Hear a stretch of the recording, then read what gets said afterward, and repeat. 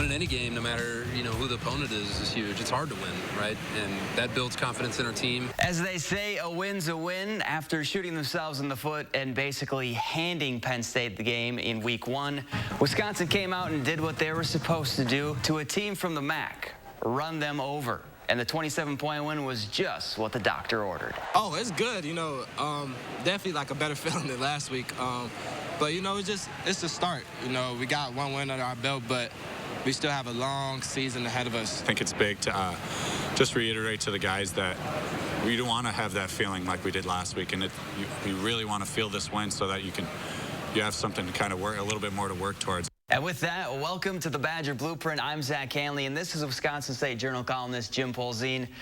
Safe to say Saturday night was a good confidence booster for the Badgers. Yeah, Jake Ferguson's famous grandfather, Barry Alvarez, always used to say, winning's good for the soul, and I think that's what this was. It was. They needed a win after what happened against Penn State in week 1. It wasn't perfect by any means, but it was a step forward. For the Badger offense, it was all about getting back to the basics, meaning a whole lot of ground and pound. Wisconsin's first 15 plays were all runs. And when it was all said and done, UW ran it down Eastern Michigan's throat. 55 carries, 352 yards, and 4 touchdowns. It was an average of 6.4 yards per pop, and it was a whole lot of fun to watch. It was a total team effort in the run game. It was awesome to see O-line just executing run calls, and running backs, man. What about that? I mean, it was just a great game for the running backs. You can see it in the stat line. We all saw the same thing, but it was good. When you can run the ball really well, it's awesome for an offensive line. It builds a lot of confidence. The coaches have confidence that we can just maul guys. And when you see a dude bust a huge play, you just get a huge smile on your face because it's like my block did that. Talk about an offensive lineman's dream, right? This is why they came to Wisconsin, and that was Wisconsin football. And a tailback's dream, too, right? And they had 3 guys really do the work. Ches Malusi had another good game. Jalen Berger got his first action this season. I thought that was important just to give him in some sort of a rhythm.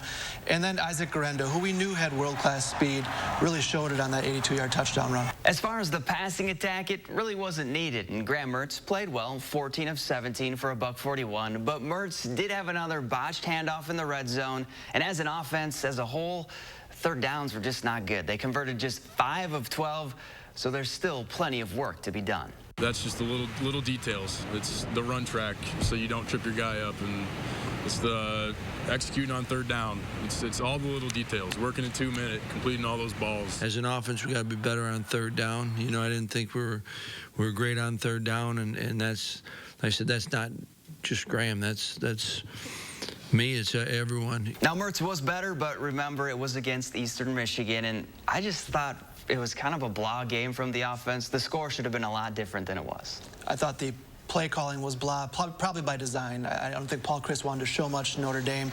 I think he kept things very simple. Mertz was better. I asked last week for a clean game from him, and except for the red zone failure in the first drive of the game, I thought he was better, did what was asked, and I think it's something to build on. Dominating would be an understatement when describing the Badger defense's performance. They held Eastern Michigan to 16 rushing yards, 92 total yards, and no points. It gets better, too. The Eagles had more punts than first downs, and the Badgers got after both QBs, tallying 2 sacks and their first interception of the season. When you look at our defense, it's guys that first off love playing together, guys that are playing with a lot of energy and passion, and those are the first 3 things you need to have a great defense. Our goal as a defense to be the most physical defense in the country, right? And if we're physical, that'll result in them being unable to run the ball. If they can't run the ball, it's tough to throw the ball. I think the best part about this unit is they never think that they played a good game. The shame here is that they deserved a shutout and didn't get it, right? Through no fault of its own, the offense gave up a touchdown. I thought they played really well again. The important thing to remember, too, is they're missing 3 starters. Leo Chanel was out for a second consecutive game, and then Faion Hicks and Colin Wilder sat. So you had some backups come in there, and you really didn't notice a difference. It'll be nice to kind of get off the feet a little bit, but we'll still be working for sure. It's not too much of a break. Speaking of breaks, it's time to take one, but like the Badgers on a bye week, we're still working. What they plan to do on their week off is next on the Badger Blueprint.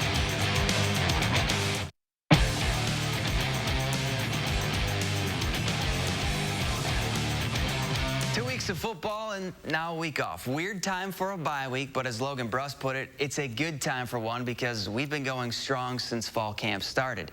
Now, usually when you think of a bye week, you think of rest and relaxation. Not for this group. For them, it's another R, getting ready for Notre Dame. Get as healthy as you can physically and prepare as much as you can mentally and just get ready to go. I mean, we got a long stretch and a lot of big games throughout that stretch, so just trying to get ready. Think, okay, yeah, we're not playing football this week, so I don't have to worry about it. No, still use that as a week, just to get some extra preparation for Notre Dame, get a chance to watch some extra film. More film never hurt, and since it's a bye week, Jim, I wanted to look at the big picture schedule-wise. 10 games left. Which game is the most important? I think this one coming up is huge. It doesn't count the Big Ten standings, but beating Notre Dame would help this team get some confidence. They've already lost one game to a ranked team.